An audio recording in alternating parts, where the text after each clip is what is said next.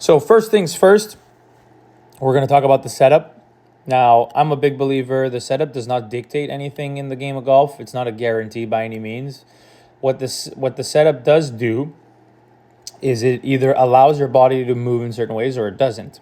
And so the setup, yes, it's a foundation, but really it's just about making sure that you're not in any sort of extreme position that can create some bad habits.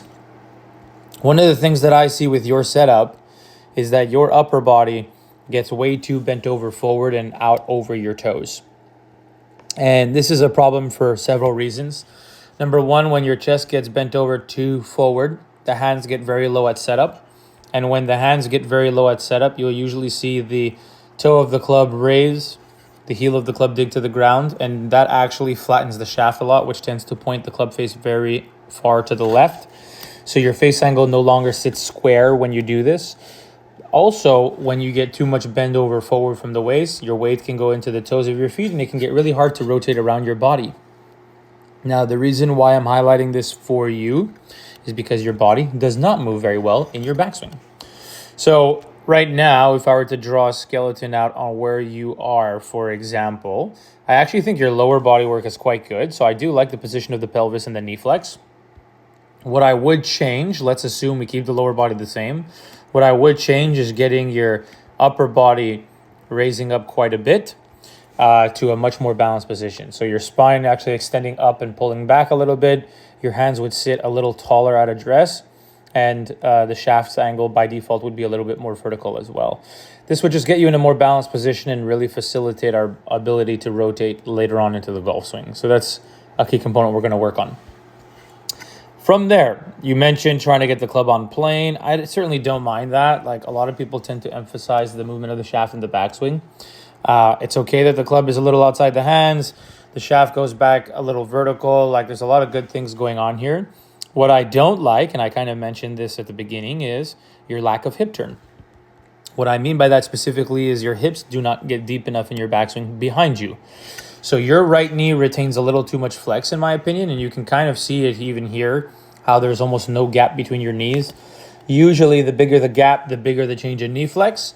So that would imply extending the right leg more in your backswing. So getting the right knee a little bit straighter, or the right leg a little straighter, and then getting the right hip more behind you. Number one, you mentioned that you feel as though your hips start your downswing before anything finishes settling at the top. While I do agree with that premise, it's not that they're firing too early, it's that they're just not loaded enough in the backswing. Okay, so getting the right hip deeper, right leg more extended, big component to all this. And then also, because you do not load very well into the hips, your hands do not get far enough behind your body. And this is a major component to your steepness coming down.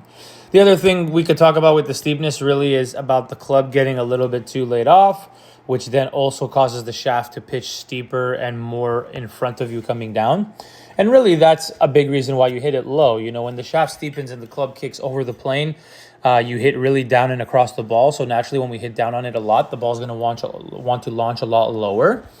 And part of the reason you're doing that is because of the poor backswing alignments. And then the other part of the reason you're doing that is because the face angle essentially is wide open and your body is trying to find a way to close the club face.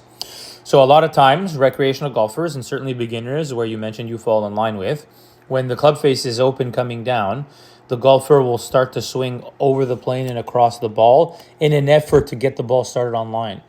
Meaning, because your club face is open, if your shaft was actually coming from the inside in a shallow position, you would hit the ball extremely far to the right. In fact, further right than where you are right now. But obviously, the club face being open is creating a big plane issue. And then what happens is the club gets so far to the outside of the ball, you're cutting across it essentially way too much, that you're either going to hit the hosel at this point. The first point of contact is going to be the neck of the club. Or you're just going to cut across it so much that the ball takes off really far, curving to the right.